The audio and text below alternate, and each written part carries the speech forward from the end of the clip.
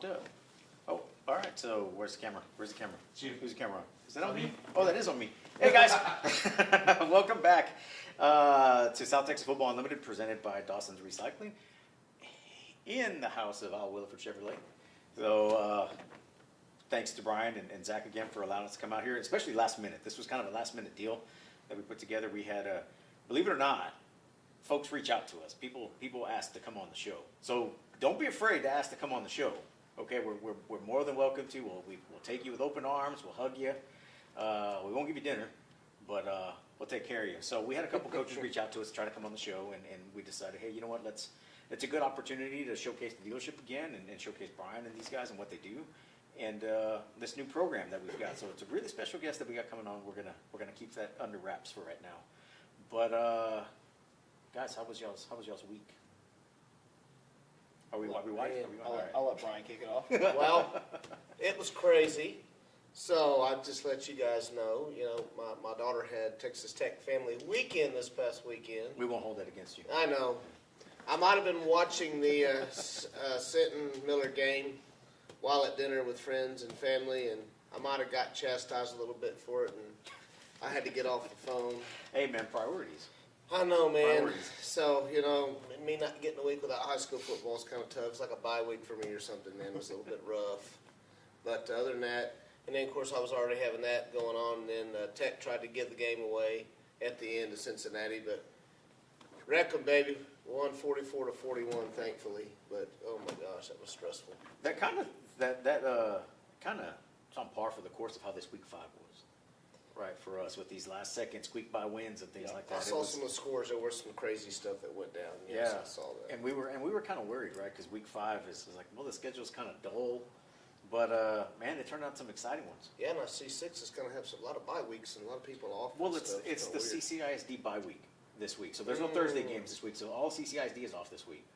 So there's that, right, guys? So there's no CCISD, no Vets games, no Miller, no Moody, no Ray, no King. That's why I didn't see it in the channel guide last night. Yeah, so Okay. that's why there's no CCISD games, which is probably why there's no Thursday games. There's more crews to officiate since there's fewer games to cover. But talking about CCISD, Thursday night, we're going to go ahead and jump right into this, guys. We'll go ahead and jump into our Week 5 recap. Thursday night, we headed out to Kingsville, Javelina Stadium, to check out Moody at Kingsville, which probably turned into one of the more exciting games of the season. That was my pick of the game of the week, For by us the way. this year. People thought I was crazy. So Absolutely. 49-47, Yes. Moody, and essentially a last second kind of deal there, right? The last kind They of held on. They They did. held on. But Spud, let's talk about what you saw. I mean, well, first I'm gonna put Ace on blast because when we got there, right? We got there, and Kingsville was coming out of the tunnel. They had like a little pyro show, right? So get the people amped up. And honestly, Kingsville brought a really good crowd out to Javelina Stadium. And I just joke, I always ask him, what's he think and all that. And say, hey, who's gonna win? He says, the black team. I said, by how much? 55-0. So I tweeted it, right? I tweeted a Big Ace prediction, 55-0. That ended within a minute and a half of the game. I think Moody busted a 60-yard plus touchdown right out the gate. And then for me, honestly, Kingsville took a minute to get the offense rolling. Yep. And Moody was just clicking right off the bat. So it felt like for the first good 3 quarters of that game that Moody was just really walking away with it. And it wasn't a boring fashion of walking away with it because they were running the slot T. I saw that. They ran it really well. They had a multitude of backs that were doing really good for them. And then, Kingsville kind of found that group. They kept themselves alive enough. I can't forget myself. The quarterback, give me the name. Good Lord. I mean, I don't remember, and I was looking it up, and keep going. Anyways, he kept them afloat for the most part of that game offensively. He did a lot on the ground, a lot in the air. And then, they had an onslaught towards the very beginning of that fourth quarter. I think Moody was up 21-plus points starting the fourth. And then it just seemed like it kind of unraveled a little bit for that Moody D. They couldn't quite stop. Yeah, they're Dylan. And they got hot. And, I really felt like when they scored that last touchdown, because it was a beautiful play, that they were going to get the 2-point conversion. And then they kind of called, it almost seemed like they rushed the 2-point conversion out there. And it just fell flat on its face. The screen never got going. And then, obviously Moody was able to extend the drive and kill the clock, essentially. But very exciting game. Yep. It was fun to watch out the gate because you had two totally different teams battling each other, and they both were able to showcase 40-plus points. Yeah. And like I was talking to a buddy, I said, sometimes I kind of hate that we're good friends with some of these guys because on the Moody side, Coach Cantu, and then Lester, honestly, he's been a real good friend of the show. Day one. Very happy for him, right? I mean, he punched me. He said, "Come on, man." He's like, "You brought the bad luck over here when you came on our sideline, right?"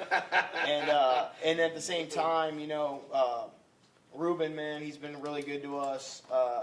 I'm excited to see how they've done these last 2 years at Kingsville. So it's always one of those things of like happy for one coach, and then you're disappointed or you feel for the other guy, right? So that's the kind of downfall, I guess, of being tied in with these dudes. It was the same way when Sinton and GP played. I was disappointed GP lost, but I was also happy for Coach Troutman. Sure. Because, Mike does a really good job over there. And I just generally like Coach Troutman in general. He's hilarious. So He is. He's so nice yeah, dude. that's the downfall, guys. If you're ever wondering how when we pick these shows, it kind of sucks at the end of the game sometimes. Yep. Man, I lost my train of thought. What I was going to say on that game. It'll come back to me. I mean, you were there the whole time. What did you think? Dude, I loved it. Okay, so that's what I was going to say, right? So, man, in that second half, Kingsville had all the momentum on their side, right? They had a kick return for a touchdown. Yep. They had that long bomb, a touchdown at the end of this, right before the half. And man, they just came out firing. And we talked about it, and sorry to say this, but as they were rolling, Kingsville was rolling, you just saw that Moody sideline. And these kids aren't used to that kind of stuff, right? They're not used to being ahead, first off, against these good programs. It's uncharted waters for And them. it's almost, can we win? Do we know how to win? do we And know the how to panic just was setting finishing in. out and closing. They were yelling at each other on the sidelines, and they finally got their because they couldn't make a stop. They were making stops right and left in that first half. In that second half, they could not make a stop. Was that good adjustments by Kingsville? It was You great think? adjustment, Was very- it very good Kingsville you adjustments think by was the Kingsville. difference? I remember what I was going to say now. But I was really, and we talked about it. It was like, look, there's panic setting in with these kids. Let's see how they bounce back, and they held it together, man. They just like you said on that 2-point conversion. But what it gave us extra football, they were able to come up and make that stop. What I was really disappointed in that game was, I'm sorry, Moody folks, but your support for this team. Your team was 3-1 going into this game, facing another 3-1 team, and there was probably parents in the stands, and that was about it. You guys have a very good team right now that are probably going to turn some heads. That could probably make the playoffs this season, and there was no fan support. So I would hope. And they got That's support tough. because I've seen the baseball games. I've Yes. seen them. They've yeah. packed stands. Moody Magic. They yes, packed sir. stands, right? Absolutely. And that was. And I told him, I was like, man, that's kind of something that I've gotten accustomed to. Well, even when I played against CCISD schools, is like really one of the vets is an exception, but that I wasn't when I was around. But Yeah. they seem to bring a really good crowd all the time. And Carroll, for the most part, has always usually brought a pretty decent crowd. But like Carroll would be the best, yes. Ray has to have a really hot year to get him out. But like King, Moody, Miller back in the day, they used to struggle to get him out. Now Miller they sell out Buck's side every time. One thing I was going to point out though that I thought was just impressive from Moody was that, man, they just beat up that Kingsville defense. I mean, there was dudes almost every play, it seemed like, that were either getting, pulled in and out. They were cramped up. They were hurting. That's how physical Moody was. But like the kickoff return he mentioned, I actually thought that was going to hurt Kingsville because that defense had no breaks. rest. And they came out and got a stop, right? And I think that was kind of the turning point for Kingsville. They were able to get the defensive break after that because they were just sustaining the drive. And then you had 14 points like real fast. And then Moody 3-and-out it again, and that's kind of the switch up right there. But yeah, it was an impressive run by Moody. Still impressive offense from Kingsville. I think, obviously they're probably disappointed, but I really enjoyed myself in that game, and I honestly went to that game not anticipating that great of a matchup. Like, I knew it was probably going to be a pretty close game, but it just wasn't like a big ticket item for me at that point. It was just a freebie because it was a Thursday night game. Well, I told some friends that was So- my pick of the week, guys, and people, some friends of mine were like, "Are you insane?" I'm like, "But you've got two programs that have absolutely been down and out for so long, Yeah. and you wake up and you see these two records, you're like, where did these guys come from?" Yep. And so when you're in that, and then they're opposite ends of the spectrum and scheme and the things that they do, right? And so I just thought, man, I actually told some friends of mine, this was like a hipster pick. Yeah. It really was. It was a hipster pick, and my goodness, that score was amazing. And that 60-yard run you guys saw, I don't know what they call it, but that was our version of A-Right 328. Hey, everybody's going on the comments on that, calling the play, what play it was.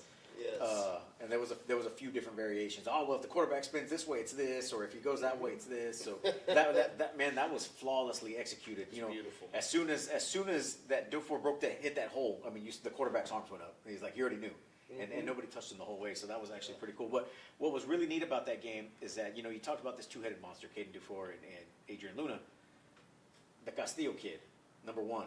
Yeah. That's a guy we hadn't heard of all season, and he kind of just jumped out there and made a name for himself in that game. If anything, that was kind of his breakout game. So now they've got three guys you got to worry about with that offense. Hey, and I'll tell you one thing I noticed too, Chris.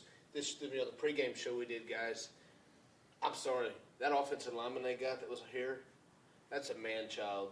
And I was watching some of the plays. He was waylaying people, man. That boy was pancaking. I can't remember what his name was.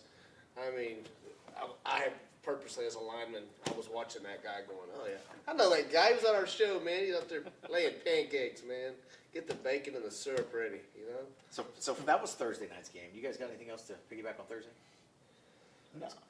That's pretty much. Actually, the big I one. think I take that back. The other Thursday Oh, night you got game. one that I don't know. The other Thursday night game that we mentioned at the end of the show last week was PSJ North, Oh yeah. Corpus Christi Vets at PSJ I North. saw that. Oh yeah. 37-7 Revenge North in that game. I don't know if I'd call it a revenge game, but it was we as the score was going, we were kind of as the game was going on Thursday night, we were going through the scores and we're like, hey, look at this, and Quentin was at the game, and so I was able to look at some of his stuff, and Vets just kind of shot themselves in the foot the first half. All in the first half, they had a bad snap on a punt, which set North up with good field position. They had 2 lost fumbles, and they actually had a muffed punt. All that in the first half. So that just set up North with a short field. Even if they had a long field, that option that they run just grinds the clock out, Oh, and that's they're essentially what physical, they did. man. Yeah. They played keep away, and we had Yes. mixed reviews. We had some guys saying that they had no offensive linemen anymore, and then if you jumped in on the comments later, actually they do still have some pretty big linemen down there.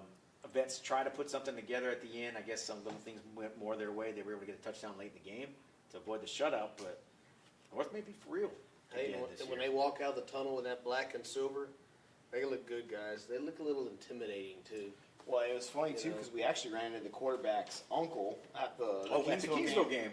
Yeah, it was Oh, Ole's uncle, which Ole was the quarterback last year and the year prior to that, and it's now his little brother that's running the show. So I thought that was kind of a funny little nod right there. The Yeah. same night we ran into the QB from PSJ North's uncle, and yeah, no man, I would say that PSJ North's probably a pretty good squad. It's hard to measure them though off of Vets because they're such a mixed bag, right? This year, yeah. They do some really good things, and then they seem to kill themselves a lot and whatnot. So I think PSG is a pretty good team, but it just kind of keeps going with the trend that the Vets has set so far this year, unfortunately. Yeah, so it's going to be interesting to see how that plays out the rest of the season because there's still some tough teams on that schedule for Vets to face. A game that we're not really going to talk about, but that's on the radar is Flower Bluff playing Wesco East. Wesco East is undefeated still. So you've got a big matchup. This is going to be Flower Bluff's first test of the year as well, and we can get a little more into that. Are they as back in the we talk Valley? into week 6. That sure makes a difference. It is. It It is in the does. Valley. It is in the Valley. So the Friday night's games, Hebbronville at Odom, 21-8 Odom. A little closer than I thought it was going to be. The Hebbronville team came to play, and the biggest thing, and folks have asked, Odom's had a very soft preseason schedule this year. Well, they're breaking in a new quarterback, a junior who hasn't played, and that's what I'm going to say is why the scheduling was so soft in that pre-district. Yes, Let's Salinas. break this guy in and let's go that way. You know Randy, Mhm. right? Randy's So it's son. Randy's son, Yes. yeah, RJ. RJ. And Hebbronville stacked the box. Odom had those 2 runners, John Hinojosa and Martin Castillo, who have kind of tore it up as it goes. Those 2 guys are a thunder and lightning kind of guy.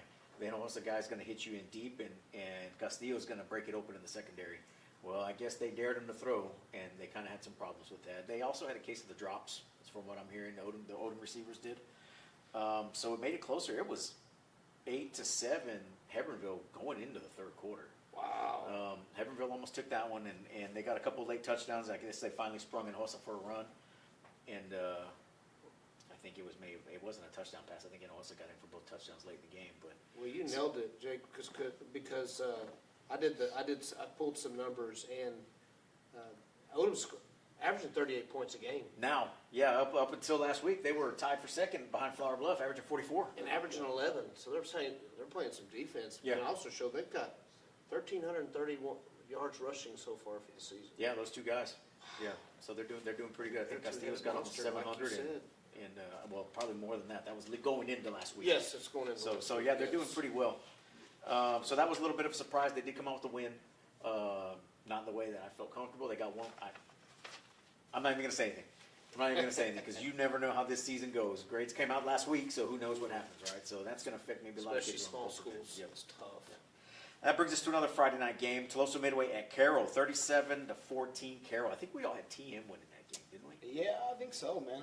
Because kind of the same thing. Carroll's kind of been a mixed bag this year, right? I mean, they play some very strong Yeah. games. They lost some pretty big ones. They almost gave away Cal Allen. I watched that game, and I thought, my goodness, Yeah. Cal Allen had a backup quarterback, and Carroll just kind of fell apart at the end. And again, could be part of learning how to win with the lead, playing Yeah. with the lead, maybe. Yeah, you got to remember, They've Carroll's been been on a struggling. real big slump. Big real time. big slump. So they, a lot of these kids that are coming to the program, they haven't been used to the Carroll that we all know, right? Yep. So Exactly. that monster is not the same that it used to be. So I do think that those kids are trying to find the identity and figure out how to close out games and whatnot. But hey, maybe Carroll's finally trying to turn that corner, right? Because it's just in time for district. We're going into week 6. They've had a couple good wins now. I would notch the Cal Allen victory down if I'm a Carroll kid as a big win. Yeah. I would notch this game against TM as a big win because years past I think TM would have blown by them. Yeah. So yeah, man, I think Carroll's kind of trending in that right direction, and the way this district plays out, the GP hasn't been super impressive, Yeah. Miller stumbled a little bit this week as well, so it's going to be kind of. I still think Miller's the clear favorite to finish out, but I think Moody, GP, and Carroll, those three are going to be battling for those last 3 spots. I mean, essentially those last 2 spots, 3 spots. So kind of figuring out where their seating's going to be, which is ultimately going to play into how your playoffs are going to be. Is it going to be a short run or is it going to be a long run? So Yep. you never know.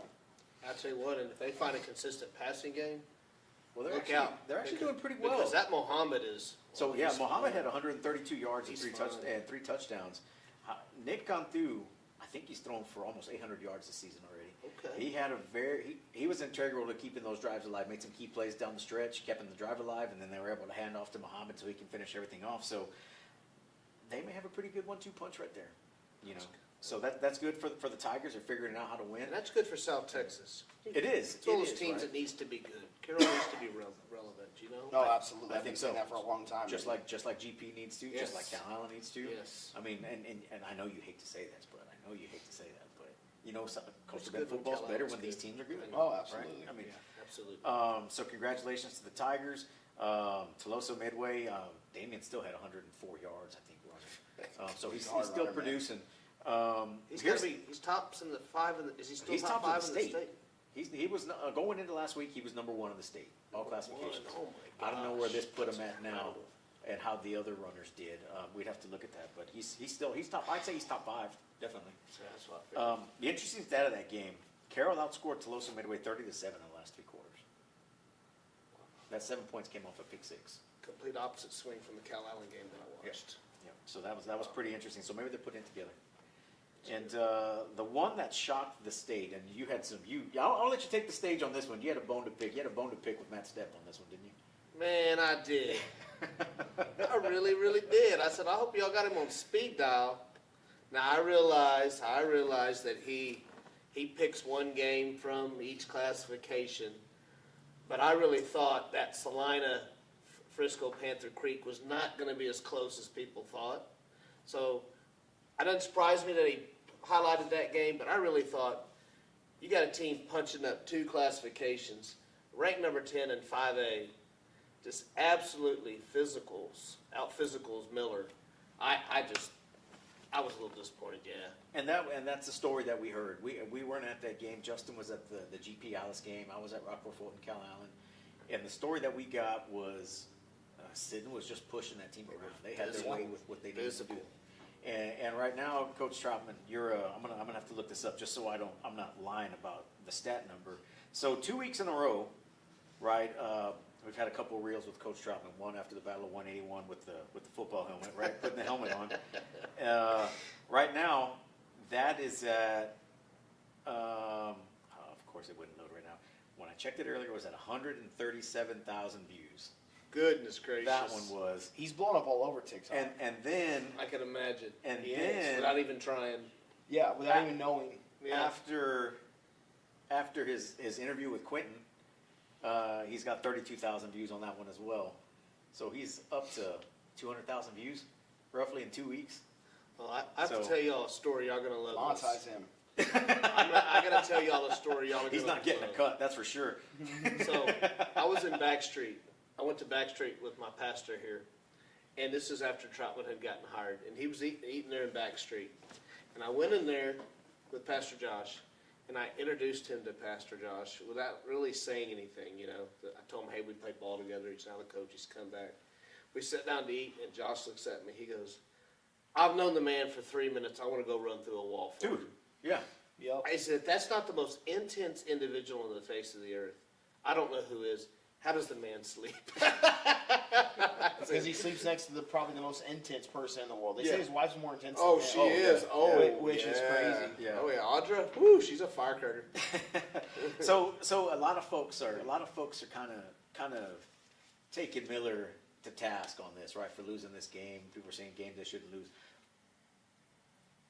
The point of Miller scheduling games like this is so they can see how they square up against these teams and see what they need to fix before it's the last game of the season and there's no time to fix it. Coach Evans said to expose their deficiencies. Yes. And is that an excuse? No, it's not an excuse, but it's doing what it was designed to do. So if they can take care of business the rest of the way, fix what they need to fix, I think they're going to be fine. They're gonna be just. Oh, they're going to be. The sky's not falling, Buccaneer No. faithful. They're going to be fine, but I definitely do think, for what they're supposed to be and who they are, no matter how good that Senton team was, I really do think they should have won that game. I was shocked at the score. I wish I could have went and seen. I probably should have went and watched that game instead of staying home. I think But, most of the state would agree with you. Justin. But it was. I was a little surprised at it because just honest opinion about it. Like when I watched Senton and GP play, I felt like GP turned the corner a little bit in that game. But like the Senton secondary was really leaky, and to me, I felt like Miller's got just a better receiving core and a little more accurate of a passer at the moment. Trevor, So yeah. I felt like Miller would have maybe not a field day, but I figured they wouldn't have as much of a problem getting the ball downfield and getting in the end zone. And then I did think that the problem for them was going to be, and I think for everyone that's involved when they play Sin is, Sin's really physical. So you're going to have to get your stops, and when you do, you can't allow them to continue to catch breaks here and there. So Marco kept us pretty in tune with that game, and it just sounded like Sinton was able to just grind them out. And I don't know, I haven't asked really anyone or gotten a take on what happened with Miller's passing attack, but it just seems like it wasn't existent. They did spring one, I think, for 51 finally to Corey Holmes, but I just felt like Here's an interesting stat right here. Are the chats Miller popping, should have handled are the that chats game. popping up there? Yes. So Felipe Esparza, Miller had the ball in the red zone 3 times and couldn't capitalize. well, they did the same thing against Vets in game one that we watched. They got down in the red zone, they couldn't capitalize, and that was kind of surprising to me. And, one time and first whatnot. and goal at the 1 and couldn't score. Wow, that hurts. So, what was the final on that one again? It was 23-16. 3-16. Yeah. Sinton just pretty much played keep away, right? Yeah. It's what you got to do with a team like Miller, right? You limit their offensive possessions, and it worked. And Q said Derek Garcia ran probably better than the DeSoto backs against Miller did. Yep. And that's what he did say that. He said, The little I got to watch in between, like I told you, oh yeah, he was a man possessed. He was on a mission. There was no doubt he was running hard. he had a nice week of rest as well. Go ahead, Blake. And Sinton's really kind of a three-headed monster in that backfield with Micah Green, Micah Garcia Green's back healthy, quick. and Tristan Hansen being a bowling ball quarterback. Yep. He's not afraid to run through or over people. Yep. Now As he we can, saw against GP. We're afraid to hurdle you. or hurdle you, right? Yeah, track season started early. Which is offensive coordinator I was talking to him about after the game, and he was like, "Yeah, he's got to stop that." He did it 7 times. Somebody else did it too. Somebody else jumped last week. Who was it that I missed? It was somebody else. I was like, man, it's track season. It's definitely picking up right now. Everybody's running the hurdles. And then our last game, which was our game of the week, is Cal Allen Rockport Fulton. 29-17 Cal Allen. Cal Allen's going to Cal Allen, right? That was my biggest takeaway from this game. They can still play pretty good defense and they can run the ball. They didn't have to throw. I don't think they threw the ball once, maybe twice. Wow, that's old school. But they don't Cal have to. They don't have to. Rockport for that first half, and I text Spud during the game. That game was played between the 20s, the first couple drives. Nobody was moving anywhere inside the 20. It wasn't until I think Sebastian Dennis, a couple plays back to back, finally broke that zero knot with the touchdown. I think he had maybe a 20-25 yard scramble to the one. It was contested. You saw Stephen Floyd there on the side on my reel signal touchdown and kind of kicked the dirt when they didn't call it a touchdown, and he just plunged into the next play. So he's back and healthy and all. He's back. He's healthy. I don't know if he's healthy, but he's back, and he ran pretty well. Good. Cal Allen was just a betting running team in that game. Out of all that, I think in the late third quarter, Rockport finally got in. But I mean, that stayed that way. Cal Allen was already up 29-0, and they just kind of ran clock at that point. So it was just kind of, let's get out of here. Let's start getting ready for next week. I just want all the Cal Allen haters to know I did pick Cal Allen to win that game. I was the only one. I think I picked Rockport. I was the only one to pick Cal Allen in that game. So just so y'all remember. Yeah. I picked Cal Allen. So yes, the Cal Allen hater that you guys say hates Cal Allen picked Cal Allen to win, and me with the ties did not. So I didn't catch any grief for that, surprisingly. But Did she watch the show? she may have. Let's bring it back up. Okay, guys, we're gonna go ahead and take a break. When we come back, we'll be back with 2 special guests that we have here in studio. Can we call this a studio? Studio, let's call it a studio. And then we'll be back. Stay tuned. Hi, I'm Brian Williford, president and owner of Al Williford Chevrolet in Portland, where we've been family owned since 1984.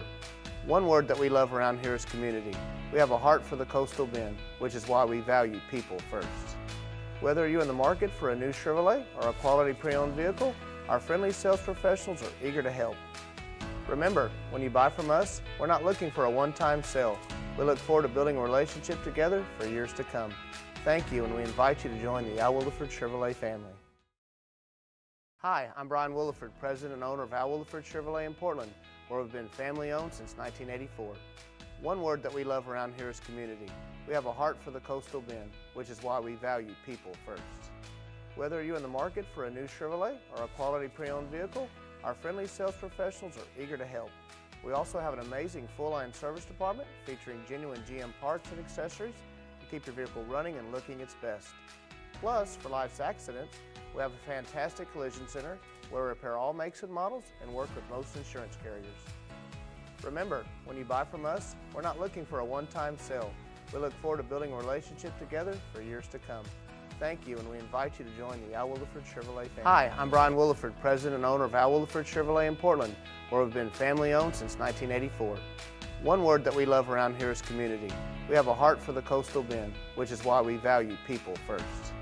Whether you're in the market for a new Chevrolet or a quality pre-owned vehicle, our friendly sales professionals are eager to help. Remember, when you buy from us, we're not looking for a one-time sale. We look forward to building a relationship together for years to come. Thank you, and we invite you to join the Al Williford Chevrolet family.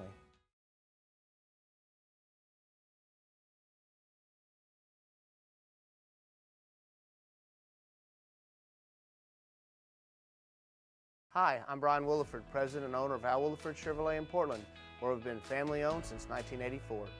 One word that we love around here is community. We have a heart for the coastal bend, which is why we value people first. Whether you're in the market for a new Chevrolet or a quality pre-owned vehicle, our friendly sales professionals are eager to help. We also have an amazing full-line service department featuring genuine GM parts and accessories to keep your vehicle running and looking its best. Plus, for life's accidents, we have a fantastic collision center where we repair all makes and models and work with most insurance carriers. Remember, when you buy from us, we're not looking for a one-time sale. We look forward to building a relationship together for years to come. Thank you, and we invite you to join the Al Williford Chevrolet family. Hi, I'm Brian Williford, President and owner of Al Williford Chevrolet in Portland, where we've been family-owned since 1984. One word that we love around here is community. We have a heart for the Coastal Bend, which is why we value people first. Whether you're in the market for a new Chevrolet or a quality pre-owned vehicle, our friendly sales professionals are eager to help. Remember, when you buy from us, we're not looking for a one-time sale. We look forward to building a relationship together for years to come. Thank you, and we invite you to join the Al Williford Chevrolet family.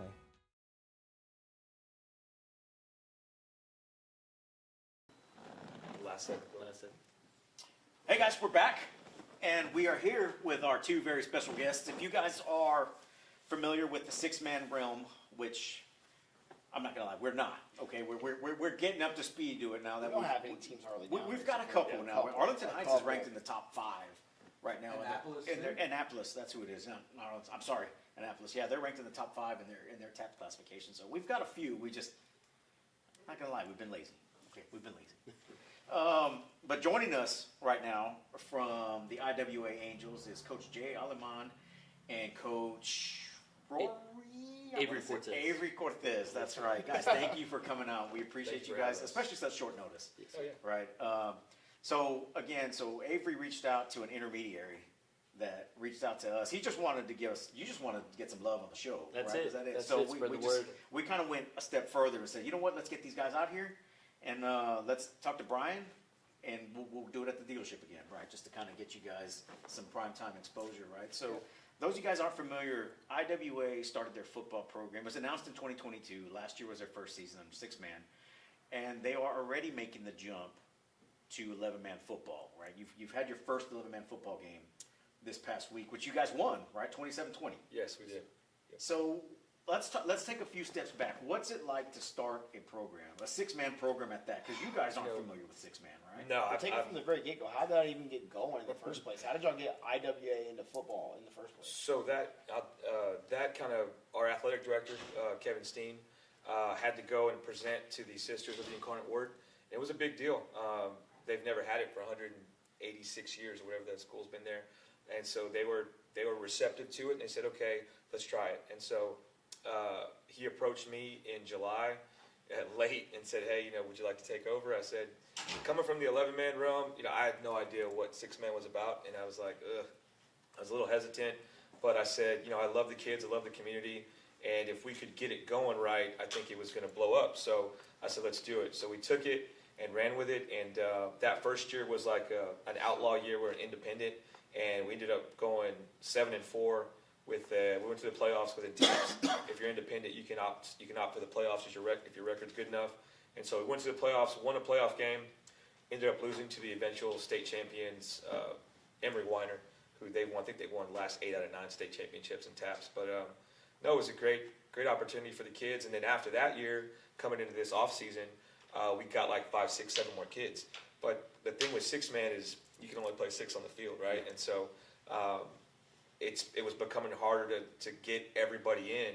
And so I said, hey, give us the opportunity to play 11. And so I begged him, and he was like, okay, let's do it. And so we ended up scrimmaging JP2, Corpus, and St. Joseph Victoria scrimmage week 2, and that went pretty well. And then we got Bishop Riker on the schedule, and then this week we have Agua Dulce. So we've got the kids for it, and then next year we'll inherit probably 10 to 12 more kids. We'll be up to about 32, 33 kids. And so we're by far the biggest 6-man team that we play in any game. Like we roll up and, we played Arlington Heights, I think 2 weeks ago. They got about 12, 13 kids. We've got 24. So it's like, the numbers are good for us right now. Yeah.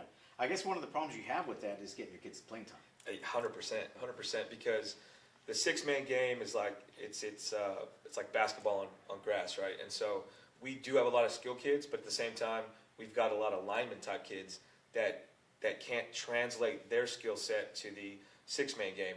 And so when we played, like when they found out we're playing this week, all those lineman kids were like, yes, because they played the whole time.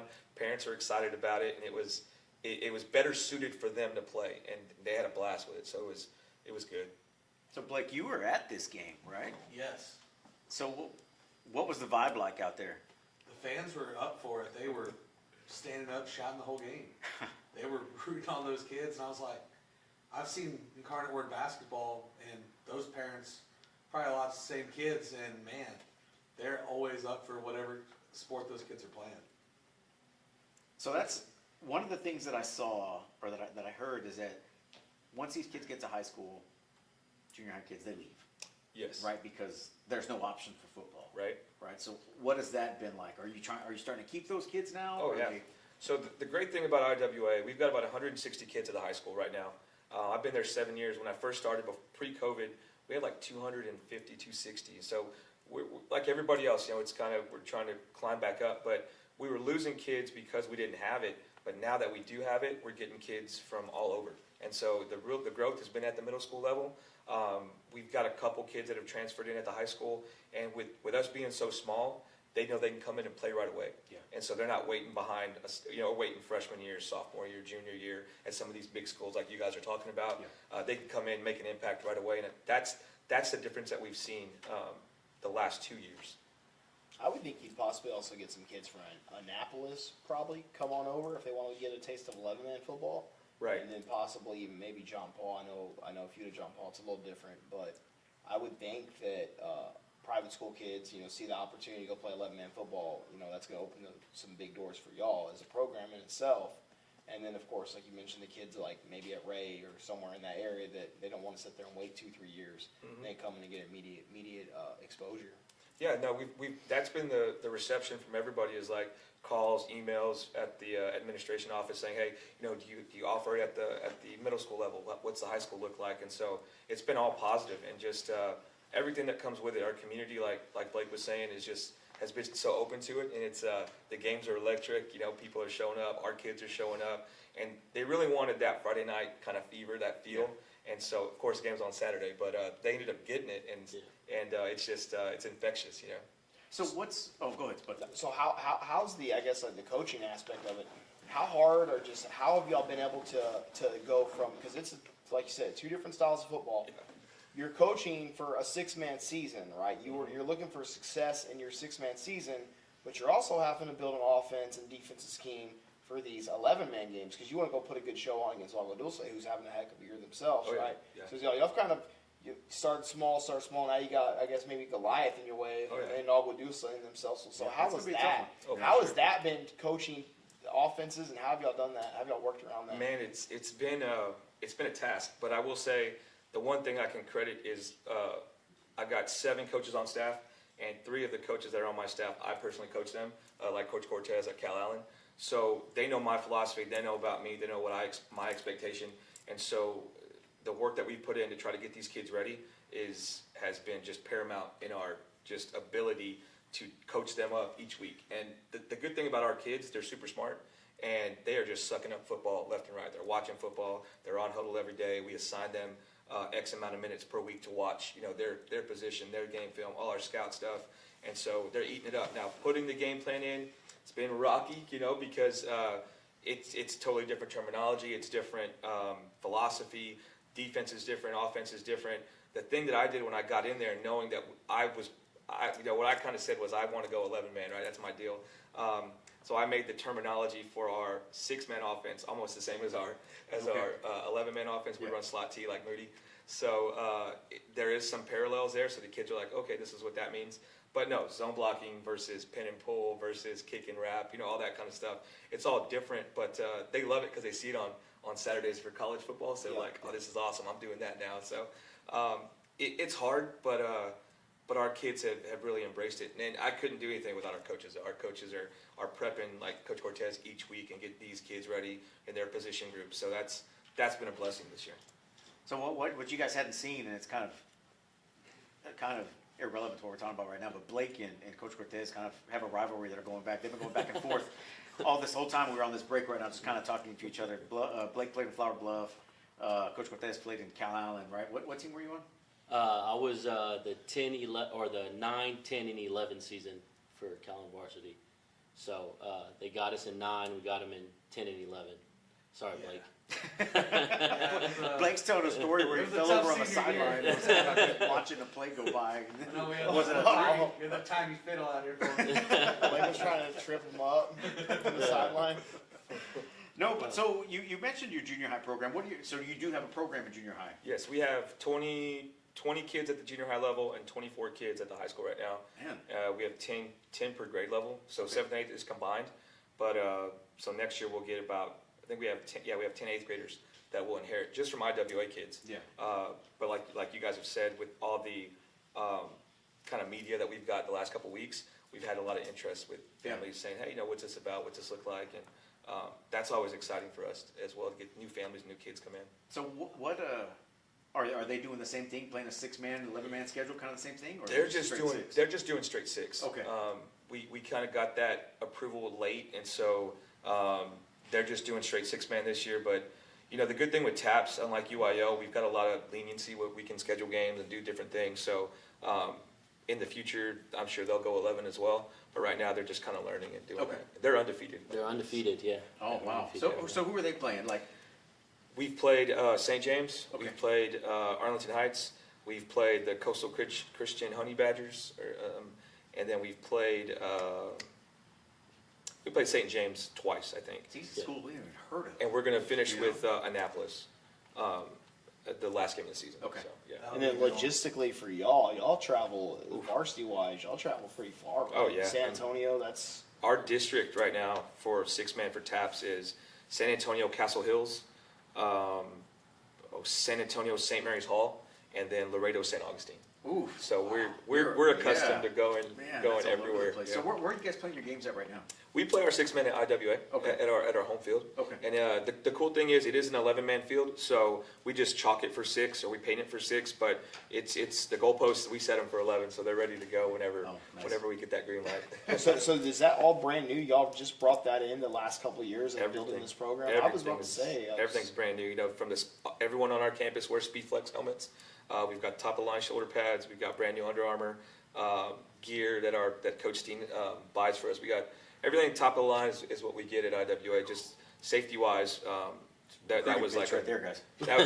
that was a non-negotiable. Which I agree. No, yeah. I agree. They said, hey, if we're going to do this, let's do it right. So they went out the ballpark, and I mean, whatever we need, they get us, and that's the you need beautiful thing. decals. Yeah, you got a guys, guy. we know a guy. They Oh, have yeah, we know a really guy, cool right? No, it's sweet. decals. Yeah, I think we have one of the coolest decals I think They in the do. state. It's a pretty cool. We got a little fighting angel. It's a fine Really? angel. Yes, It fighting looks angel. tough on a black And I shirt, was gonna like a say, I was black- gonna text you and be like, hey, don't be afraid to bring us any swag. No, You you got know what? some, don't be afraid. I'll get you guys. I'll get Yeah, you guys we'll- something because we'll get you it's pretty something. tough. You hear that, programs? We're not afraid to take gifts. Okay? Yeah. I mean, Just We wear it on the can. next We show. legally Yeah. can. NIL, right? we can take stuff. I Okay? got you guys. Outfit us. I'm Yeah. wearing one right now. Yeah, he's wearing one right now, all the way from the valley. Hint, hint, wink, wink. Right? Who's that? Rio Hondo. No. Oh no! Yeah, my bad. We Get were talking about all Rio go. Hondo earlier. Yeah, Yeah, dog, I'm get sorry. all Ooh, I was gonna say that's not. I don't Yeah, think it's the. Yeah. Yeah. But man, I think that's all I have. Do you got anything, Spud? Anything else you want to piggyback on? No, You guys man. want to say anything else? No, I mean, Brian, you just- got anything? You want sell to check? You want yourself. to holler in a question? Yeah, I was really surprised. I didn't realize you guys were bouncing back and forth like that. oh yeah. I mean, that's incredible. It's a good transition. Very Wow. different atmosphere going into an 11-man game from the 6-man, and then actually implementing game plans for 11-man. You're like, okay, so it's starting to click, right? And just being a part of the history of the first 11-man game won in IWA history is huge. So trying to make waves here in the Coastal Bend, trying to build a program, right, for traditions to come. You brought up something earlier. Y'all the first team probably in the state that's won a 6 and 11 man. Yeah, in I the would. same year. In the probably? same season, I right? would venture to find. I don't know the statistics. Where's Matt on Stepp that, at? Matt but- Stepp would know I've that. never heard that happening before. The cool thing about, and a little bit about the game, when Blake was there, we went out to a 21-0 lead, and so I was like, holy cow, looking at my call sheet going, okay, this is working. But the kids were just, pumped about it. The thing about, small school football, just like Agua Dulce, they got tons of two-way players. Yep. We kind of redid some things, and hopefully we can manage it a little bit better, but we were just throwing the best on best because we didn't know what to expect from Bishop Riker. They played football forever. I think they won state like 5 or 6 years ago. And when Coach York took the game, I know he kind of took the game, hey, we're going to go down there and go get a win because they're struggling a little bit right now. And he does a phenomenal job as a first-year head coach. But I was like, hey, we're just going to throw the best at him and see what happens. And so jumped out to a 21-point lead. Got coaches in the booth say, hey, everything's working. We're good. This and that. And then I think we got a little tired, got a little gassed. Yeah.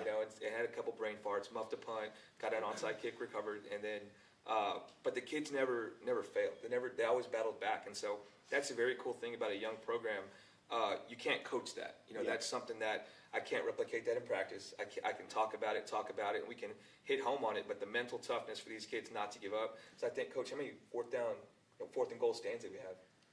We had two big ones in the fourth quarter. We had a kid cramping up. We threw somebody in, and this is just the thing. Kid went in there, played safety, hadn't played safety all year, makes a goal line stop, and then we throw him in at linebacker, and he makes a fourth and goal stop to win the game. Yeah, so Wow. just some kids ready to grind and build this program. So it was pretty exciting to see, and they just kept going and chipping away for that win. So. The other I cool. understand, coaches, because my senior year is the only year I did not go both ways. We actually had a kid, a big sophomore, come in and take my spot at guard. Yeah. So I just got to play D tackle all year, but played both ways from 7th all the way to 11th. Oh, yeah. So Oh yeah. it's not easy, man. Yeah, the cool part about what I talk to the kids about the slot T is that it's a mindset, it's a culture. We ran it when I was at So, Mathis. do you have your Mafia cards yet? Not yet, but Are those in the mail? the Slot guys, Mafia, are those the guys cards in the mail? emailed me, but it's a culture, it's a mindset, and I said, guys, if we can just hold the football, and I think Coach Cortez at halftime was like, Coach, we held the football for 9 minutes in the second quarter. And so keeping them off the field, keeping our defense fresh, that was their game plan. And so the kids bought into it, and they're like, oh crap, this really works, right? And so when they're out there executing stuff, then we came back the third quarter and just methodically just drove down the field and just drove and just scored and got the lead, and the defense did the rest. So that was very cool to see in our first game ever. So that was something as a head coach that you want to hang your hat on, is the kids just bouncing back through adversity and kind of overcoming. So the 26th alignment is when y'all are looking at. That's That's the goal? That's the goal right now. I think that's an easy checkoff that we'll get from administration. They're bought into it.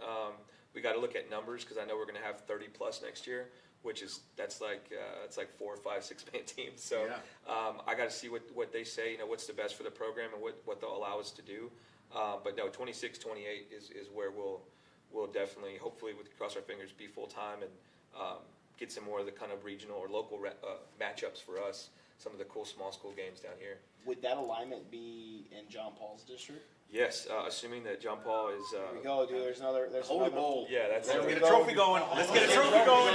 We'll call it the Holy War. that's what we call it for softball and baseball. Oh, really? Yeah, we call it the Holy War, and so hopefully they always keep us together. But that's kind of the one that we're looking at and circling. And I know Coach Ramirez. We actually coached together in Odom for a while. Yeah. So we're always talking back and forth with the two Catholic schools in town. So we're looking forward to that. Just to scrimmage them was a cool experience.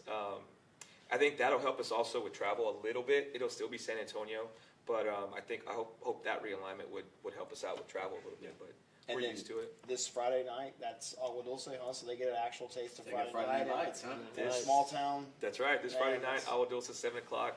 You can't beat that, man. No. Can't beat that. That's a hell of a feeling right there. Yep. Heck That's yeah. a town that's always up for a game. I know. Oh, yeah, and And they're they're 5-0. and they're I rolling know. right now. Yeah, Um, they're rolling. We were a little fun fact. We were up for game of the week. It was between Cal Allen sitting or us and Agua Dulce. Oh. And I was like, she texted me and stuff, and I said, hey, we would be honored to do it, but I don't think we'll pull the fans that Cal Allen sitting game would pull, Yeah, So no, yeah. I said if you had a small school game of the week, that would be kind of cool, because we can't compete with those big schools. Yeah, but no. Agua Dulce is deserving of that game of the week deal, and so we're gonna go out there, give it our best shot, and they're a great program, and I know Coach Calvez out there is doing a great job with those kids. Got a big quarterback, good looking running back. But I think we're gonna give them a good look on Friday. Yeah, well, good luck to you guys.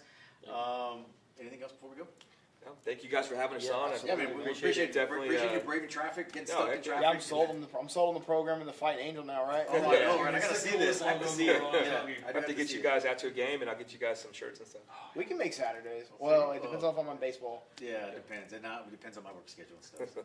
I'll always be there. But yeah, we'll see. At least Blake will be there. We'll send representation. Yeah, it's- If I don't have a baseball weekend, which I think this is my last weekend for like at least 2 weeks, I might make next Saturday if it's in town. We'll figure it out. Thank you. We'll figure it out. A quick comment here. Someone who's really helping y'all wave that IDWay flags. Victory Views Photography.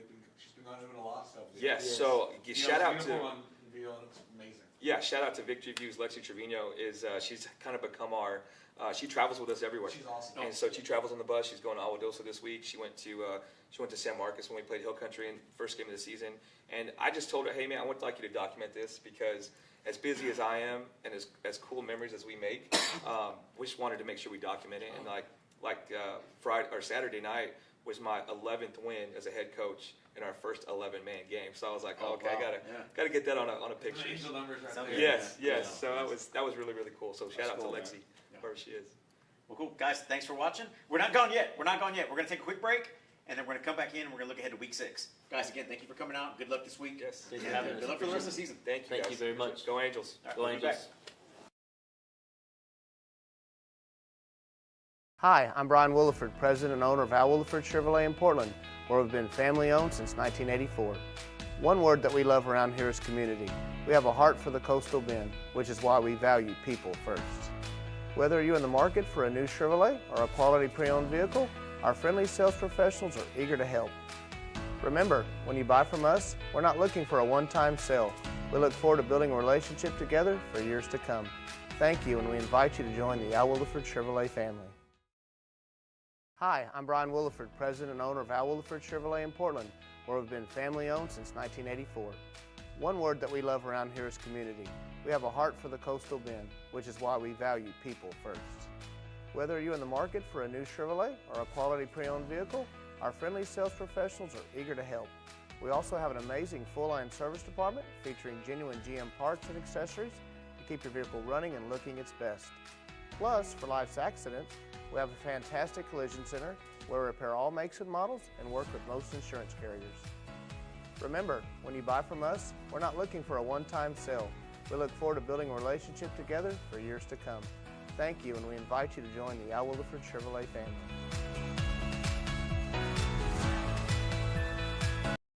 Hi, I'm Brian Williford, president and owner of Al Williford Chevrolet in Portland, where we've been family owned since 1984. One word that we love around here is community. We have a heart for the Coastal Bend, which is why we value people first.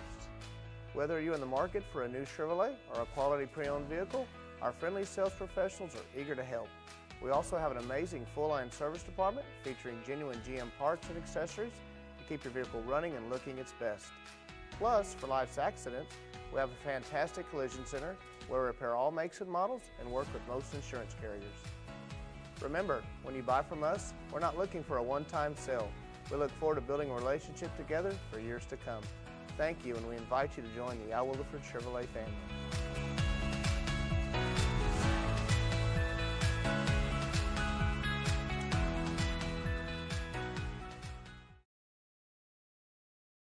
Hi, I'm Brian Williford, president and owner of Al Williford Chevrolet in Portland, where we've been family owned since 1984. One word that we love around here is community. We have a heart for the Coastal Bend, which is why we value people first. Whether you're in the market for a new Chevrolet or a quality pre-owned vehicle, our friendly sales professionals are eager to help. Remember, when you buy from us, we're not looking for a one-time sale. We look forward to building a relationship together for years to come. Thank you, and we invite you to join the Al Williford Chevrolet family.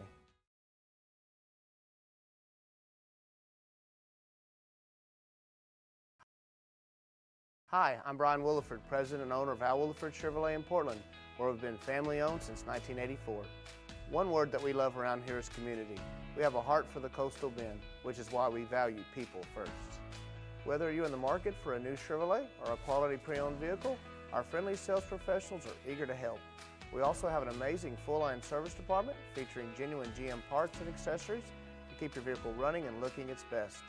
Plus, for life's accidents, we have a fantastic collision center where we repair all makes and models.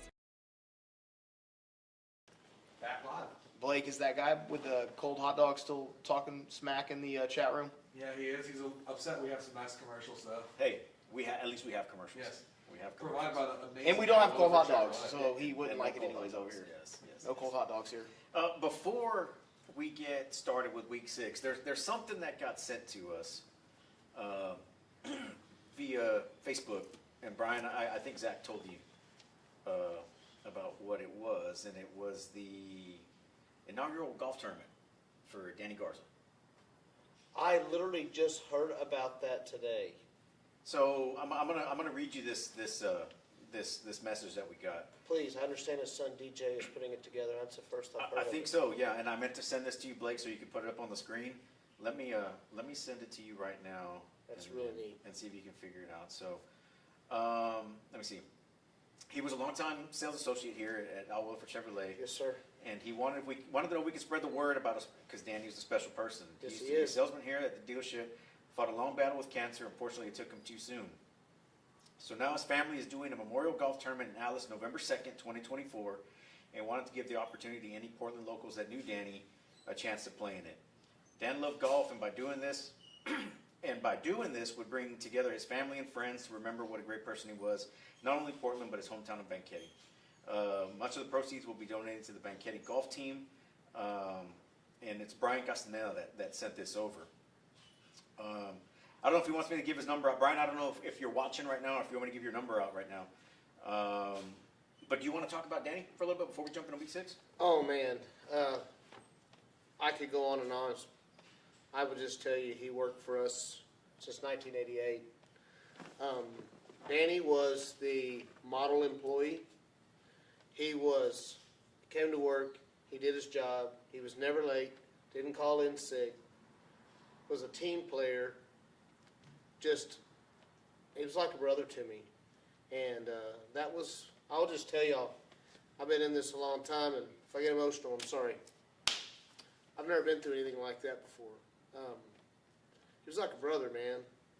And I'll tell you, there's still a void, but I know his spirit is here, and, we're keeping on, and not ever losing an employee, an active employee. I've lost employees over the years, but most of those were retired, and, and that's hard, but never someone as young as Danny, and, and it happened so quickly. He went from just being Danny to, what he was at the end, and, I was at his parents' funerals, and that's one thing, but when I was at his funeral, that was totally something different, and he will be remembered always.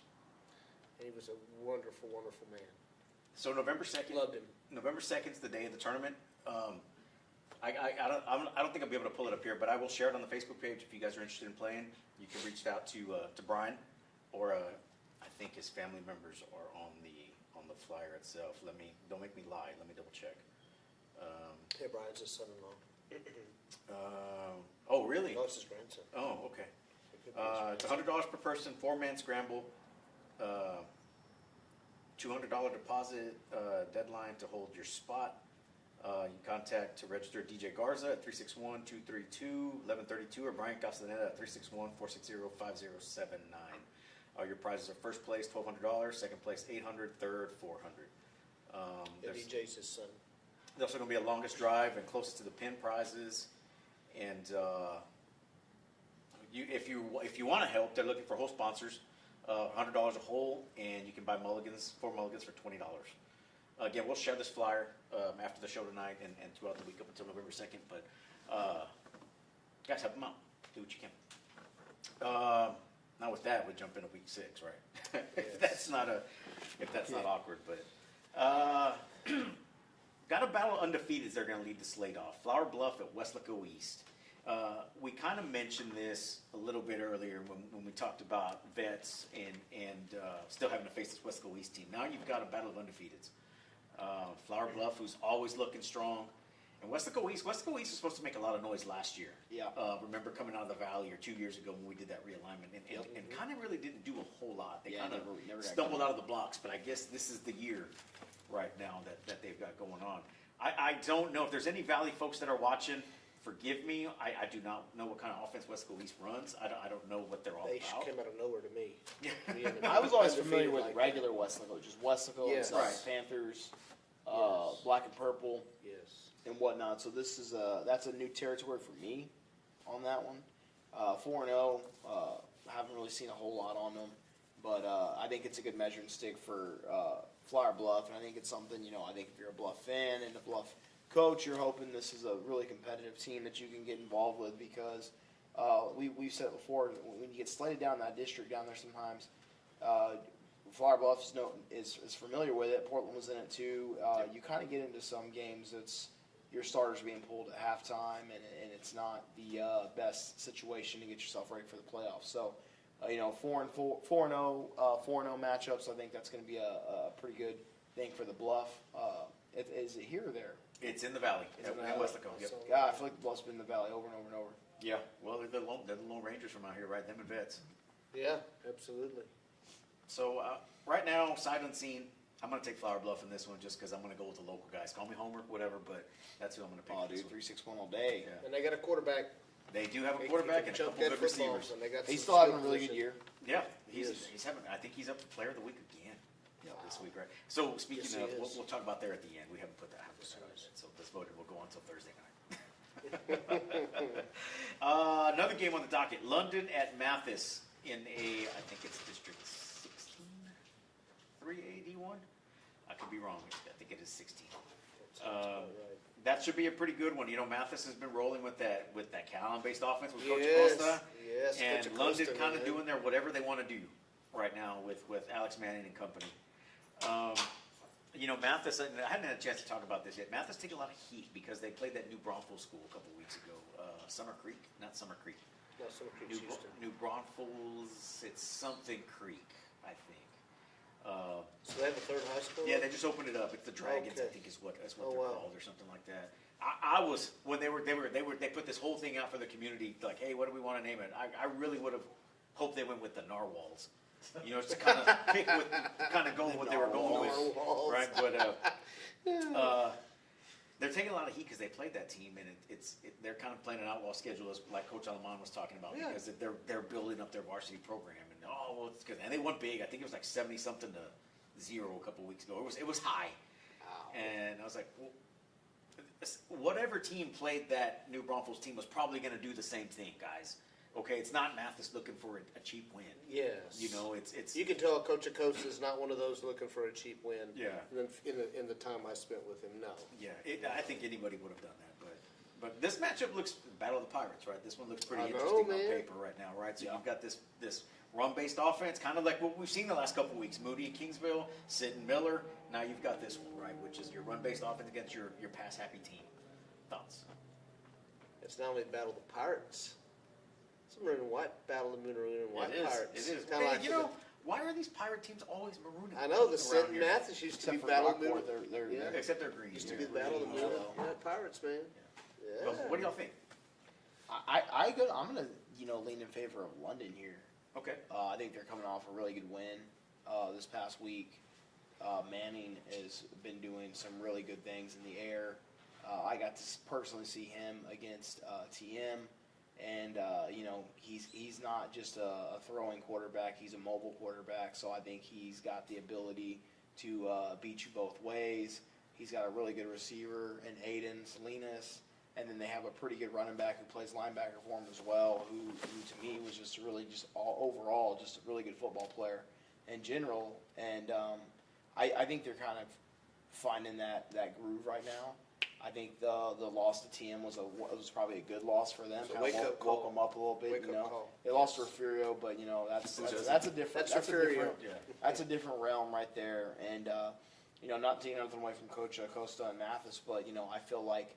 If you look at London's schedule, they might be a little more battle tested than where Mathis is right now. This to me would be seeming like this is maybe Mathis's measure and stick of how they actually are doing right now in the season. So I'm going to go in favor of London this week on that one, just because I think Manning is going to be able to do enough to keep them on the top of that scoreboard. Right. Well, I might sound like a semi-homer, guys, because I had many battles in the maroon and white Pirates. I like what Coach Acosta is doing. I like the mentality that he's bringing. The town is on board. I'm not 100% sold on London. They've kind of had some. And the slot T is the devil. Yeah. I'm going to take Mathis by 2. I'm not going to pick a score, but I'm definitely on your side on this one. I think I'm going to go with Mathis as well. I think that physical running game is what's going to make the difference. They're going to keep the ball away from London. Yeah. I wouldn't be surprised Yeah. to see an 8-minute drive like these guys just Yeah. talked about, like IWA did I against think that. like in a 24-22, something kind of like that. Yeah, I don't get points, You but don't get I will points? pick a winner, and that's who I think. Okay. But Okay. Kind of feeling that. next game, so Spud, you can speak on both of these teams because you've seen both these teams in person. Alice at TM. So Alice has not won since week 1, right? I don't think I'm wrong, right? They have not won since week 1 when they I beat think Carroll. you were right. And TM coming off that loss. You've seen both these teams play. You saw Alice last week against GP. You saw TM just like you said against London. Let's get your input on both these teams. Yeah, so Alice, to me, I was a little surprised at just the lack of ability to sustain a drive last week against GP. Because, you know, on just like eye test, 2-2. Eye Alice test. is 2-2. I'm sorry. Alice Okay, is 2-2. 2-2. Eye test, you know, Alice looked the part right on the field versus, you know, size and speed and whatnot. But they're rather young, and then it is mind blowing. Some of the stuff I've seen and I've talked to people, and it's like it's kind of, you know, how did they get away with that first win against Carroll with how Carroll's performing so well? I think Carroll's just been getting better and better and better, and I think Alice's they have their starting point. And maybe they haven't went this way, but they haven't risen either. TM on the other hand, they've had some really good games so far. They've played some tough teams. They lost to Carroll right now, but I think that was a different Carroll team than what Alice saw. I'm not sure what's going on in Alice, to be honest with you. I don't know that they had over 100 yards in that game last week, and if they did, it was probably in the fourth quarter. They were able to finally eclipse that mark. They moved the ball, and then they would just go. They would stall out over and over and over. A couple turnovers. Lucian Cruz is young. He made a couple bad reads that turned into 6 the other way. So you know, me personally, I think with how Coach Villarreal coaches, I think he'll have a really good game plan. I think the defense for TM is going to be enough to stifle what Alice is going to bring to the table, and then I think they're going to lean really hard on Figueroa. Now, I don't think TM's going to blow them out. But I do give TM the upper hand in this game. I'm going to take the Warriors. Got it right this week. I'm going to take the Warriors to beat them. You know, I think Alice is going to have to find a footing, and they're trending in a kind of a scary direction here, right? Because the rest of your season depends on how you start performing. Yeah, And, I think next week is district for both of them. Yes. Yep. So, we'll see. Right? Well, I will tell you guys, and Zach would tell you he was with me. So one thing about, of course, I spent my early years in Alice. One thing Alice has always prided themselves is they play hard, they play physical, they play disciplined.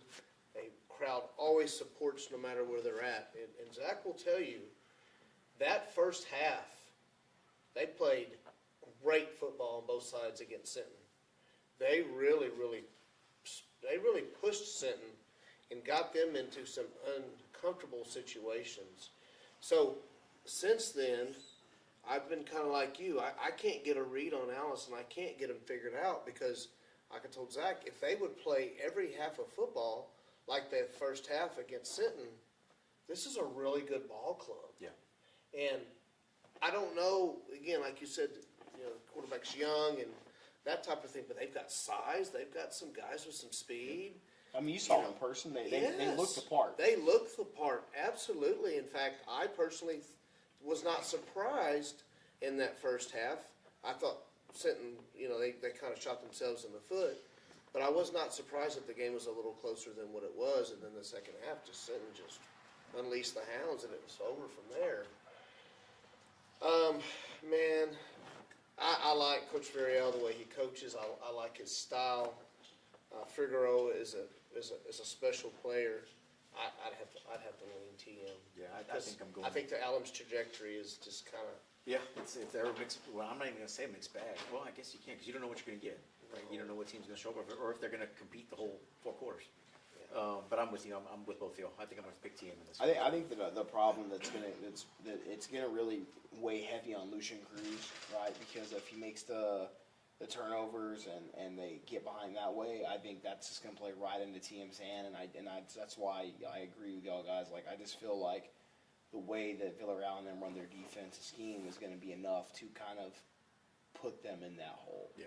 And then, Figueroa, they can kill clock. And that's what TM's motive is. They're not trying to score fast. They're trying to have a neutral ground game that puts their defense in a good position to stay rested and be able to be aggressive when they are on the field. And I think this matchup plays right into TM's hands. Agreed.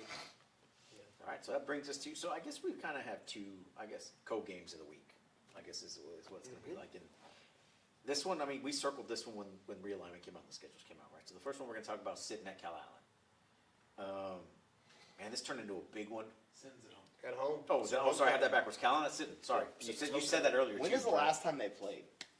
I don't know. If they ever If played. Wow. Floyd or any of the Cal Allen guys, Garcia, if you're watching, Zolikafer, if you're in there, I know you're in there.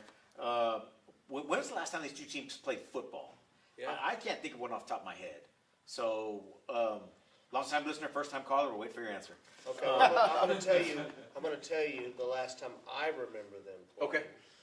I was a freshman or sophomore in high school. That'd have been 90-91. We played in Cal Allen. Wasn't even born yet.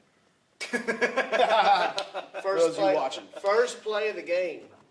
Pitch left to Danaher.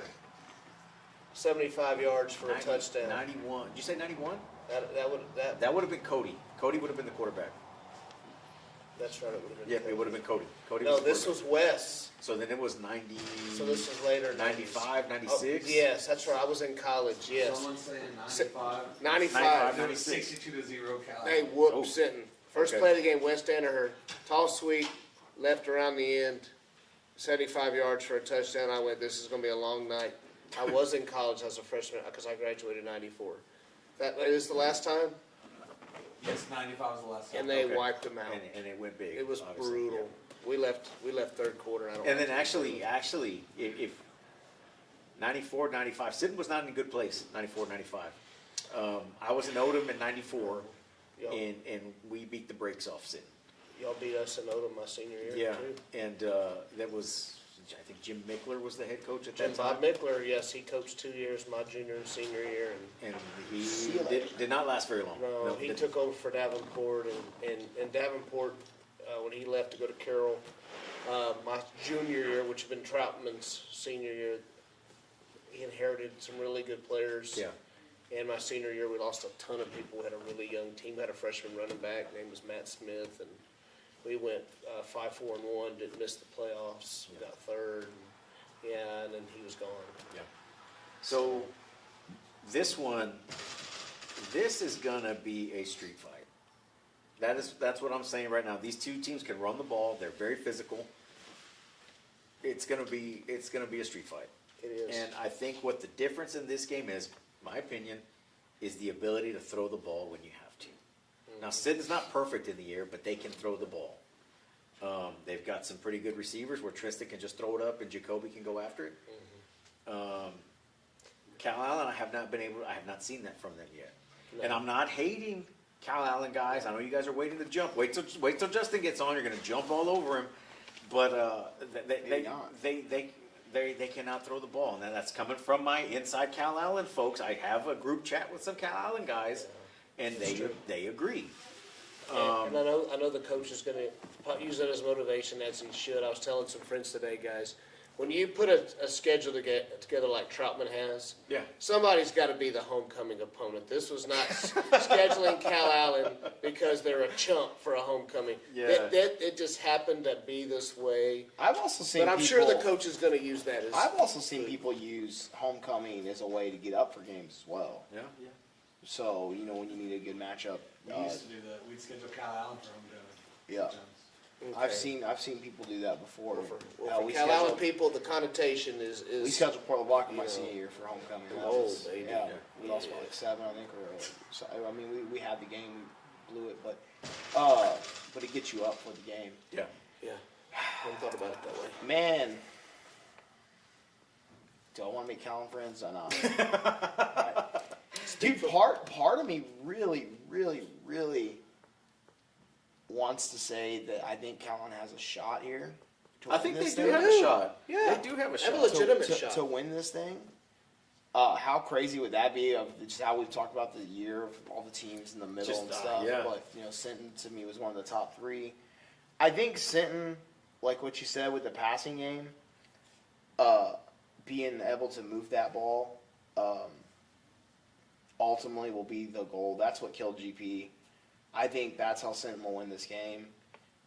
Take notes, Cal and coaches. Bring that safety over the top. Help your man out against Jacoby if you want to not be pissed off all night. Just saying. But I think if I was Sinton, that's how I would do it. I would roll Derek and I would roll Tristan, how they did against Portland. And when you need to get a bell out, look for your man over there, Jacoby. He's got really good hands. He made some insane plays. He did. He's a guy that you can lean on pretty heavy. I think that's something that Mike and them have got really good gift with him, being able to be on their sideline. Sinton, they seem to be getting healthier, right? Well, man, I thought they were going to be pretty beat up after that GP game. I did too. Yeah. But they didn't seem to miss a beat last week. No. I think when you come off a win against against a team like Miller, like sometimes you have that real high and then you come out flat the next game.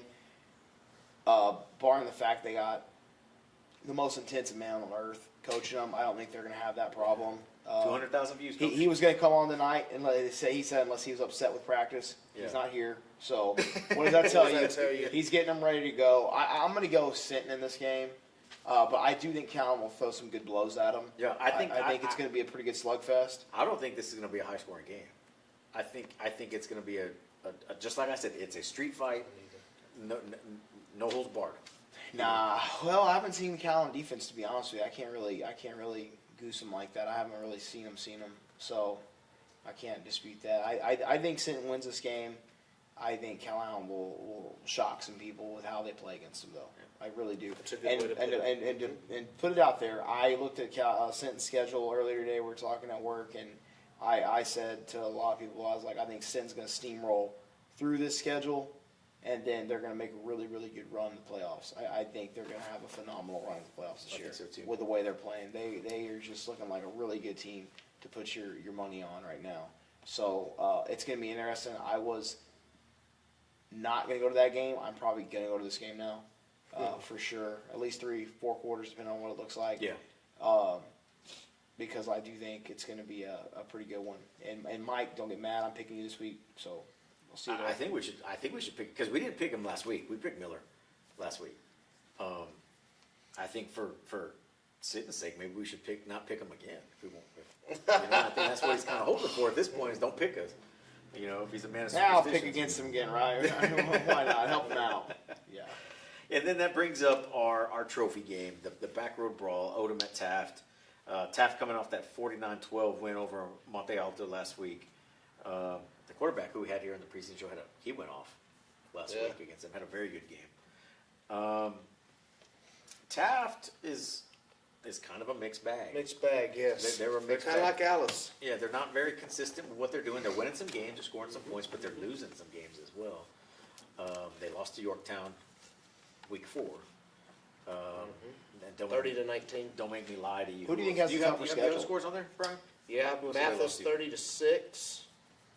West Oso 12-6. Awadulce 27-2. Yorktown 30-19, and Monte Alto 49-12. So was that their first win? No, they have one more, right? They have another Yeah, win? they're 2-3. Okay. So, yeah. Now, Odom, I think Hebbronville kind of unlocked what you need to do to Odom to make them struggle and try to get over on them. I think if Taft can replicate that, it's not going to be an easy game for Odom to win. But if Taft can't, if they're able to open up the running lanes, it's game over. Yeah. For Odom, for Taft. Stat that kind of surprises me, guys. I know Odom, not Odom. I know Taft's been on kind of a, they had the junior year of the Costa. That was a, wow. Yeah. That was you take that year out, they have really been kind of on Yeah, slide. that was their, I guess in the last 11 years, 12 years, that season was kind of the anomaly. It was. Where they had a good group of kids. They had the Suarez kid. They had Acosta. They had a lot of good kids. And then it seemed like Acosta may have been the only one that came back. It seemed like there was a very senior heavy class that year. That was a struggle. I watched them a couple times a year. Yeah, I just let you know, I pulled the last 20 years, guys, just for funsies. Odom This surprised me. I thought they must have not played one year. I don't know if it was a weather or whatever, but Odom is 14-5 Really? in the last 20 years. I would have thought that. Well, would have I know- been, like a 12. Up until last year, You know. or I that didn't think that. Acosta's junior year, Odom had 11 in a row. Goodness, I didn't realize that. Yeah, and that was kind of the one that broke it, was that 1 and 9 year for I would have Odom. thought like a 12-8 Yeah. or something. I would have. I would have thought it was a lot closer 14-5. too, but. Wow, it surprised me. That sounds weird, yeah. I'm putting the homer hat on. Trophy stays home. I'm gonna take Odom in this one. Trophy stays home. Yeah, the trophy stays home again. They actually had a trophy last week as well, and that's something I didn't talk about with the Hebbronville game. They call it the Olivero Garza Memorial Trophy. He was a longtime coach in Hebbronville for many years, and I think he came to Odom from Hebbronville and was in Odom for very many years. And he passed away a couple years ago. He's actually, my cousin is his son-in-law, And they were tough when I was in He school. married his daughter, in yeah. the 90s. and they started a trophy last year for this game, and it's actually pretty. I hadn't seen the trophy Doesn't Updog have a pizza up close. after him? Updog does have a pizza named after him. After the Heavenville coach. After Olivero, yeah, because he was a longtime Odom coach. That's where he retired out of. He's in the Hispanic Coaches Hall of Fame and cool. whatnot. But the trophy I thought was pretty neat because it's got the placard in the front, and on the side, I didn't catch this until Scrap Canals reposted it. On one side, it's got him coaching his quarterback at Odom. There's a picture of it on, I guess, however they do it on the brass plates. Yeah. And it's my buddy Mondo. He was a quarterback my senior year. And then on the other side, it's got him coaching the quarterback from Hebbronville back in the 70s. You know, it still had the plastic helmet, the double thing with the one bar. thing down the middle. So I thought that The was bike helmet. I thought that was a Yeah. pretty neat touch to the trophy. So that's actually pretty neat. So that stayed in Odom another year. Yeah, you know, when he passed away, it was a couple years ago. We did a special show for him where I interviewed a few of his players and my son and my cousin. And I think, man, that turned into like a 4-hour show. We had to put it into 2 parts. Remember? Yeah. And but I mean, yeah, he was a great man. He had a you know, when I was campaigning for school board back in 2014, you know, I stopped by his house because he lived in Odom. And, you know, he's just telling me his stories about when he got hired here. And Artie Almendarez, who was a longtime superintendent in Cal Allen, was the superintendent that hired him in Odom. And I guess Coach bought a house almost immediately. And he told me, he's like, wow, you're buying a house already? He's like, yeah, man, I expect to win. You know, and sure enough, 2 years after he did, he kind of set the tone for what Odom football was with that '89 team that went 3 rounds deep and lost to Sweeney in the playoffs on penetrations, I think. And Sweeney went on, and from there, and that's kind of when Odom football became Odom football. Is that when Sweeney had that crazy quarterback? Oh, I couldn't even tell you. I Yeah, was a a quarterback that was a 6th two-way grade player. back then. But yeah, so that was pretty neat. But I think Odom keeps the trophy. I was going to pick the trophy up today, but I got tied up doing all kinds of stuff today, so I didn't go pick it up. Skating. So I will pick it up tomorrow. No, I was running errands today, dude. Shredding an arm. I was running. I'm on the bookshelf right now, man. I'm on the shelf right now. I got to heal up a little bit. But no, I've got Odom in this one just because I'm going to put the homer hat on, and I think just with the way Taft's been playing, I think Odom's going to have the upper hand in this one. Oh, yeah, I would totally agree with you. Again, it's for funsies, you know. Odom defense allowing 11 points a game and scoring 38. So you'll be at this game. Yes, right? You'll be sir. at this game, right? I'm looking forward to it. Taft's averaging 17.6 a game, giving up 26 a game. That's a lot. So, yeah, man, if the stats don't lie, right? The numbers don't lie. I know the game is in Taft. It is a rivalry game, but man, I just think RJ's got that offense rolling, man, and that defense is humming. 11 points a game. That's got to be tops. It's got to be something. It's got to be somewhere. It's got to be right? something. That's Yeah. a low number, no Yeah. matter what classification you're in. So, Yeah. yeah, Odom all the way for me. Yeah, I'm taking the Owls as well. When you go, I always I used to pull the stats like that a lot before my picks, and it usually hung pretty true. And yeah, I think the Odom defense will get enough stops in this game to allow Odom's offense to wear out Taft, and then eventually I think you'll see Odom kind of pull away with this one. I'd like to see Taft trend back in the direction when they had Acosta, because that was a fun little That was run a right there. fun Yeah. run, And it would yes. it would bring some renewed rivalry to this matchup, right? Especially with the trophy presentation and whatnot. But I think Odom's got a little bit too much juice for Taft this year, so I'm gonna stick with the Owls again, taking it home. Yeah. All right, and that is our week 6. Do you guys got anything? No. Any other comments, Blake, that we need to address? No. Nothing? All right, guys. Well, we appreciate you guys tuning in. Brian, again, thanks for having us out. We Enjoyed it. appreciate Thank you, guys. Look forward to doing it again soon. We're kind of splitting up duties this weekend. Spud's going to be at Sinton, Cal Allen. I'll be at Odom Taft with Brian. Brian will be out at that game as well. Blake, Depending on how the Sim game goes, I might make it over for the trophy presentation. Blake, I think you're going to be out at Sinton, Yes, Cal Allen too Cal as well. Allen, yes. Yeah, so we'll have presents kind of everywhere around these little parts of San Pat County. Guys, don't be afraid. If you see us, come say hi. Come shoot the bull with us or do something, man. We always got some free time. I'm getting tired of. I will tell you. I told Justin last week. I'm tired of seeing these option offenses, these slot tees or these wing tees or these nasty. It's so hard to track the ball when I'm trying to film for real. I love it. Keep it going, guys. Yeah, so I think I devised the way. I think I figured it out now to get better content. But guys, thanks for tuning in this week. We really appreciate it. We will be back next week with this one will have to be a canned show because I will be on nights on Tuesday. So that's remember when I said this was going to be a canned show this week. I had my schedule backwards, so I will be on nights on Tuesday. When do you go in? I go in at 3:30. Is that your first night? That is one of my last. So you're working. I go in tomorrow. Tomorrow's my first. Okay. So my last day would be Thursday. Last night would be Thursday. Okay. We're gonna have to figure it out. So we're looking at a Sunday afternoon time or something. You got baseball? yes. We'll figure something out. It may. We'll have to be creative. Oh no, I'm on vacation Friday and Saturday. So if we have to do it Saturday, we can do it Saturday. We'll do it Saturday. I'll get the schedule this week. Okay, I'll get the schedule within a day or so. we'll do that. We're either gonna play late or afternoon. Okay, so we'll do that. We'll do Saturday sometime. So it'll be a canned show this week. We'll record Saturday. Everything will be fresh. Man, we maybe. I mean, we may do another post game. Dude, why don't we do it at your birthday party that night? Shut up, dude. I'm not having a birthday party, guys. We're still live, dude. You did, y'all did the preview. Skate park. Hey, it's at the skate park. It's beer Bring and your pizza. Yeah, bring your own pizza and We'll be your at own Cole Park pool. Pavilion. Hey, we did the preview show on my birthday. They're like, hey, we want to do it on August the 9th. Oh, My wife could goes, you imagine? my how that wife's would- like, could you imagine? You were how at that would home be? anyway. You would Yeah. love that. That was the best birthday present you could have had. You know that. And I said, yeah, you're right. Oh, anyways, guys, thanks for tuning in. We'll figure something out for next week. There will be a show, whether it's live or whether it's canned. We'll figure it out, Or his birthday party. or whatever. But At Chuck E. Cheese. Cole Park Pavilion, pizza and beer. Bring your helmet, guys. Thanks for watching. And cold hot dogs. We'll see you sometime next week.